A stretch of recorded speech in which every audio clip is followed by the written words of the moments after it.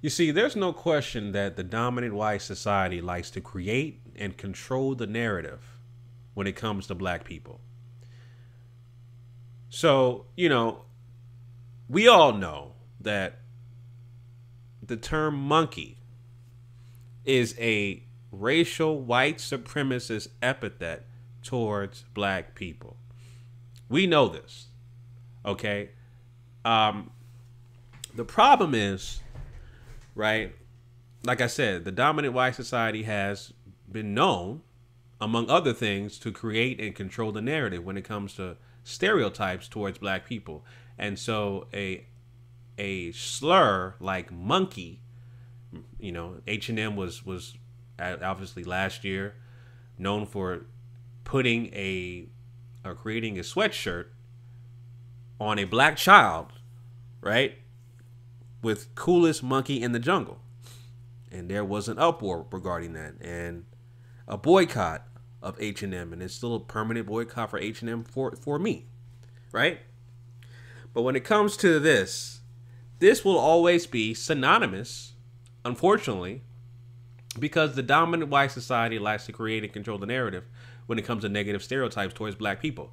But that is a misnomer. We also know, or you should know, if you follow my channel for any significant amount of time, you know that the true monkey, the true rhesus monkey, and this is the reason why I call these Caucasoid devils cave dwellers, cave beast, right? Troglodyte niggers, because the scientific word for a monkey, a rhesus monkey or a macaque, is a troglodyte nigger. It's a cave dweller. This is the working definition of a troglodyte nigger. The troglodyte nigger settles mostly by caves and are very hairy with pale skin. When fully grown, the troglodyte nigger reaches from 3 to 5 feet, which is close to a man's average height. The word troglodyte, also known as Neanderthal or caveman. Okay? So again, a monkey, aka a troglodyte, is a cave-dwelling Neanderthal. Right? That's what they are. Their ancestry comes from the Caucasus Mountains. They're pale skin. They're hairy. Okay? They're soulless. And so, this is what this guy, Ron DeSantis, who takes a perfect play out of the white supremacist playbook ideology, the alt-right leader and the white supremacist, the face of white supremacy, number 45, aka Clockwork Orange, aka Donald Trump. He mentions that, and I'll play the clip and also break that down. He mentions that Andrew Gillum, who won the Democratic nod for the governor race in the state of Florida, he mentioned that Andrew Gillum shouldn't monkey this up if he wins the election in Florida for the governor race. So let me play the clip and I'll break this down real quick, family. Here we go. For Florida, I think he's got huge problems with. Well, look, I mean, this is it. Florida elections are always competitive, and this is a guy who, although he's much too liberal for Florida, I think he's got huge problems with how he's governed Tallahassee.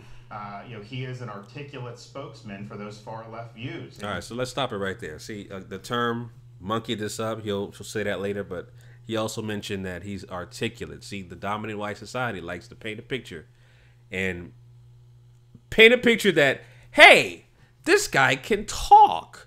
That means he's articulate. He's a black nigger that actually knows how to read and has a semi-education, but it pales in comparison to mine.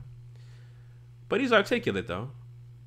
Right? As if black people, okay, not only genetically are superior to the dominant white society, but emphatically smarter.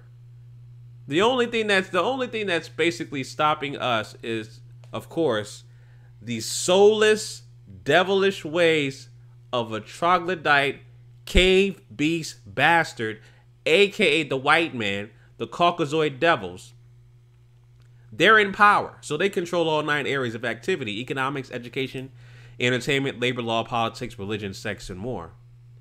Right? They control all 9 areas of activity. So they're dominating us from every asset, every facet of society. And that's the reason why they're winning right now. But of course, when it comes to black people, yes, we're smarter. We're genetically superior. The dominant white society knows us.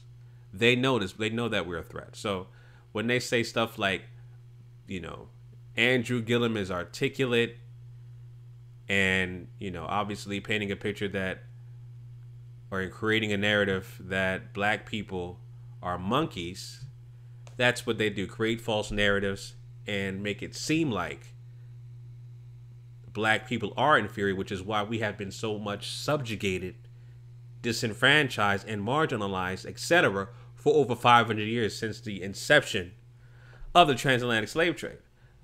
Let me keep playing this. He's a charismatic candidate, and you know, I watched those Democrat debates. None of that was my cup of tea, but I mean, he performed better than the other people there. So we've got to work hard to make sure that we continue Florida going in a good direction. Let's build off the success we've had on Governor Scott. The last thing we need to do is to monkey this up by trying to embrace a socialist agenda with huge tax increases and bankrupting the state. That is not going to work. That's not going to be good for Florida. All right, so now, this is the perfect tactic by what Donald Trump would use, okay? He would come out and throw some racial epithets in there to cause an uproar. Now, here's what's going to happen, and I don't want Andrew Gillum to take the bait regarding this, right? So, and he actually saw a couple of interviews regarding what Ron DeSantis said, and he did a good job, but this is going to keep coming up, especially when they have their debates and stuff like that. When it comes to their debates and during the primary and all that, this is just going to keep coming up. I don't want, in my opinion, I don't want Andrew Gillum to attack this head on, meaning to address this and say, Ron DeSantis said, because again, this is politics. Politics is different. You got to really kind of play both sides of the fence, but you also have to understand the agenda and who you're going for, who your audience is, okay? Which Andrew Gillum is black, and he has the support of black people in the state of Florida.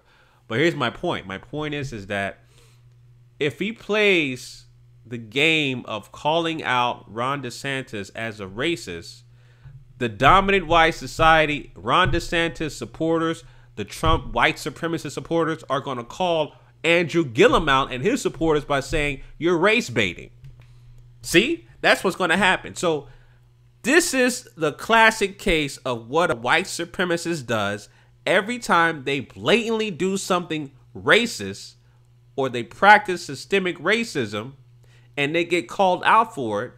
They do what? The 3 characteristics I always say: deny, deflect, and be dismissive. So they're going to deny, deflect, and be dismissive and say, no, we didn't mean that. We meant this. But because you mention it, you're race baiting. Because you keep talking about what was said that was a racial epithet that didn't mean that way. So you're the race baiter. You're the race hustler, and you're bad. See, that's what's going to happen. So I don't want Andrew Gillum to play that game, you know, and it's a perfect tactic from the alt-right leader, the face of white supremacy, Clockwork Orange, aka Donald Trump. That's the game that Trump plays, and you know I don't want Gillum to fall for that trap, you know, especially during, like I said, especially during the debates and all that stuff when it comes up, and it will come up again. They're going to call him a race baiter, someone who's always talking about racist comments and all this, that, and the third. Let's focus on policies. Not what I didn't mean to call you that. I didn't mean it that way. Okay? He's going to say, Ron is going to say, it's all a distraction. I'm not a racist. I have black friends. Listen, because my black nigger friend likes chicken and watermelon, and I say my black nigger friend likes chicken and watermelon, that doesn't mean I'm racist. My black friend likes chicken and watermelon, and I eat it with him. I'm not a racist. But you're a race baiter for bringing that up. Right? That's the mind game these white supremacists and the base of Ron DeSantis, they like to play. So don't fall for that trap, man. Don't fall for that trap. So, you know, again, like I said, you know, congrats to Andrew Gillum for winning the Democratic primary. So now we got to go up against the white supremacist regime and Ron DeSantis, who has a backing of Clockwork Orange and all of his white supremacist supporters who have deep pockets. And so we got to tackle this on a grassroots level and make sure Gillum gets the vote. And for those who are not familiar with Andrew Gillum and all that stuff, check out his website. He has all the policies listed there in terms of what he would like to do.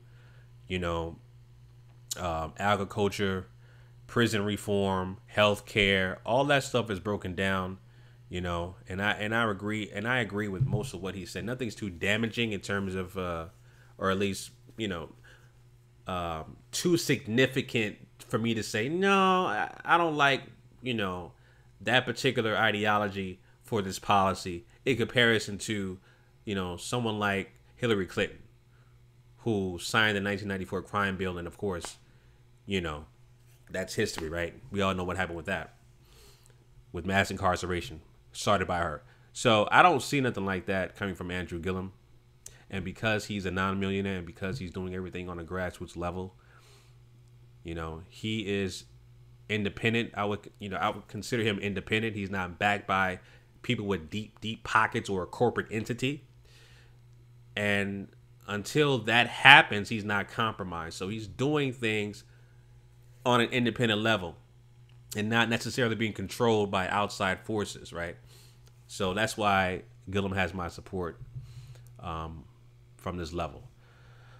So, yeah, like I said, Ron DeSantis has played the card that Trump, a.k.a. Clockwork Orange, has gave him. He gave him the hand, and Ron DeSantis played that white supremacist racial wording or the racial word game.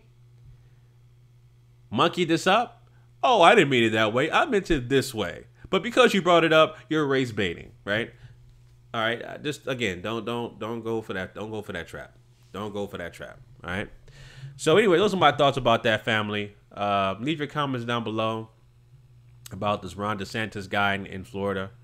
I don't know. When I saw him walking on the stage, he was wearing some cowboy boots. I was like, okay, yeah, you already know what time it is. Whenever you see a goddamn white supremacist at a white supremacist pep rally, aka a conservative pep rally, you know what time it is.